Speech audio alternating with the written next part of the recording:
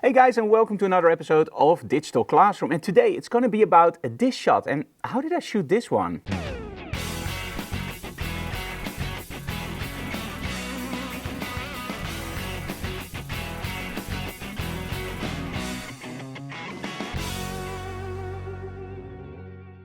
Well, during the workshops we always love to experiment with lighting, but one of the most important things in photography behind storytelling is of course color. We all know color evokes emotion, right? Think about Hollywood, think about all those movies that you love, and now think about all those movies without the score, the music, and without the color. That's pretty boring, right? Think about Titanic, for example, with bright colors. It just doesn't take you into that era, and that's the power of, well, photography and video. We want to transport you guys to that feeling that we have when we shot the image, or that we want you to have when you look at that image. So today we're going to do something that you didn't see a lot during previous episodes, and that's for the very simple reason it was way too much work to do it. Because today we are going to work with 3 primary colors. Now you have to understand that we only see 3 colors, red, green and blue. Those are called our primary colors. Now of course we also have secondary colors called cyan, magenta and yellow. And we have that black body curve, but let's not go into that today. Today it's all about the fun that we had while creating this image with Claudia. Now there is one thing that I have to tell you guys. Now when we look at a monitor, and you can even look at your Photoshop or whatever raw converter you work in, you will see that we always work with 3 channels, those red, green and blue channels. So that means that all the images that we see consist of those 3 colors, red, green and blue, in a certain, well, configuration, right? So what would happen if we don't use normal lighting or just the color as an accent light, but what if we don't use any normal lighting, only gels? You might wonder, that's going to be a pretty freaking awesome image, right? But there's not anything there to recognize the model maybe. There's too much color. Well, there's something that happens when you combine all those colors in the right combination, and that's you get white light. Yes, you heard it correctly. If you use the colors red, green and blue on your model, in the middle where all those colors overlap, if you use the right adjustments of course, you will get a pure white image.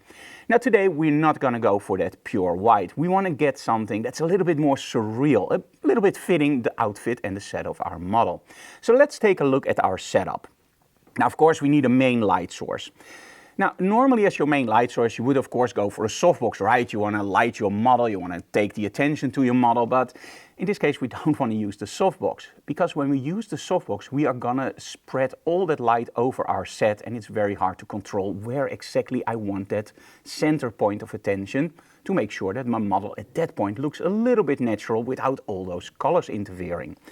So let's skip the main light for now. As our side light, we're using a strip light from Giotto with a grid. And that grid is pretty important now because, again, we want to make sure that we aim that light exactly where we want the light to hit our model or our set. As a second accent light, I'm using a Giotto S26. Again, a small softbox with a grid. Now, this softbox I'm using because I also want to light a little bit of the set behind my model. And that just goes a little bit easier with a rounder softbox. Now, of course, we also want a little bit of lens flare in our image. And we all know how lens flare works, right? You want to make sure that the light hits your lens and not so much your model. Of course, we want a little bit of light on our model, but not too much. And this is where the GT200 comes in perfectly. It's a smaller hybrid strobe, it's not that heavy, and you can just put it on a boom stand, hand it over your model and just aim it towards your camera. And this is also where I'm using the Rogue omnidirectional dome. And this unit is awesome for this kind of stuff because, well, the light hits my lens with full power, but I can also aim it slightly above my model and just get a little bit of light from the other side of the omnidirectional dome on the hair of our model, giving a little bit of shine. So that's our third light. So now we have red and blue in those strobes. But how about green? Well, that's where the fun comes in. When we only combine the red and the blue, you get a nice image, but it's red and blue, and it doesn't make any sense if you want to shoot your model with also a little bit of a natural color. And this is where I'm going to pinpoint one light source directly at my model's face. And that's, of course, a snoot. Go figure, with a grid, right? What's in a grid? It aims the light. And in the snoot, I'm using the green light. So you might wonder why the green light. That's a little bit of side information. Red and blue are emotional colors. Think about red, love and hate. Nice, both sides of the spectrum. But also warmth, coziness, close, Christmas. Why not? Think about blue, a little bit of distance, a little bit of cold, uncertainty. Well, those are emotional colors. But when we think about green, it's the brightest color in the spectrum, but we don't have any real emotion with it. And this is why in my work you don't see a lot of green, well, behind in the video, because it also gives you a little bit of a positive feel, right? If you do a review and you have red lights behind you, yeah, that's probably not so good. But if you have green lights behind, you get the drift, right? But in our photography, I don't really like green. But in this case, we need that green to, let's just put it up, overpower the red and the blue and create that white. So that's why the green is on my model's face. Now, of course, you can use a normal snoot, but if you have our magnetic system, you can also use our collapsible snoot from Rogue. Isn't this awesome? I love this thing. You can use it on setting 1, setting 2, setting 3 and setting 4. But in this case, we're using the GT400s, and those are a little bit bigger, and for that one I'm using a normal snoot.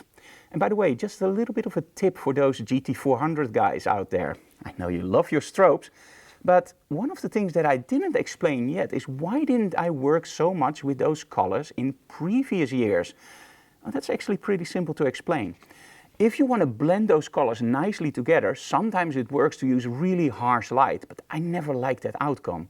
So what do you need to do? You need to use soft light sources. And what's the big problem with big softboxes and gels?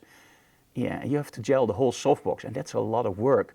But now with the G-Koto system, we actually have a hybrid system. That means that we can use the magnetic system from Rogue. And the cool thing is, with Rogue, we have gel holders, and I can place the gel behind the softbox. So now to, for example, color a softbox that's 2 meters wide, I only need this little gel, and I don't need a gel of 2 meters. So this is a great addition. And you can see that in my work, since I'm shooting with G-Koto, you see a lot more color, because now we can use those colors in a really nice soft quality of light that fits so well with beauty portraiture or fashion. But for the GT400, so how do I gel a GT400?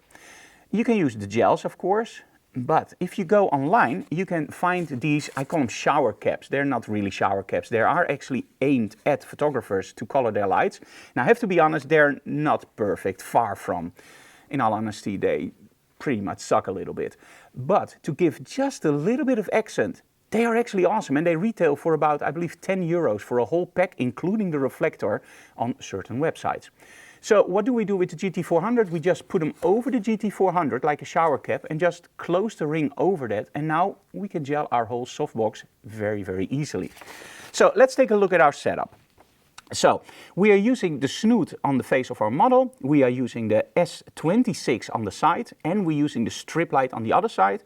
And we have one boom arm with, of course, the GT200 and one strobe with the magnetic dome aimed straight at me and just giving a little bit of an accent on the hair of the model. But I can talk about this for hours. I think I already did. Let's take a look at the behind the scenes video.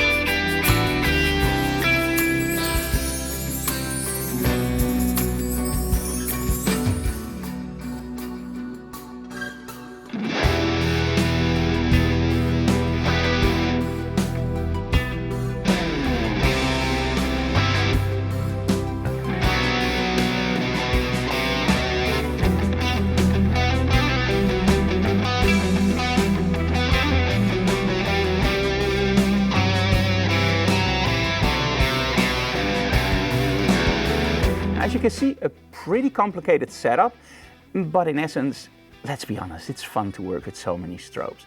So I hope you enjoyed this video in our Digital Classroom series. If you have any questions, feel free to ask. But of course, tell other people about our channel so we can grow, and we really appreciate a like and subscribe. If you have any questions again, leave them in the comments below and maybe you see your question answered in the next episode of Digital Classroom. See you again next time. Bye guys.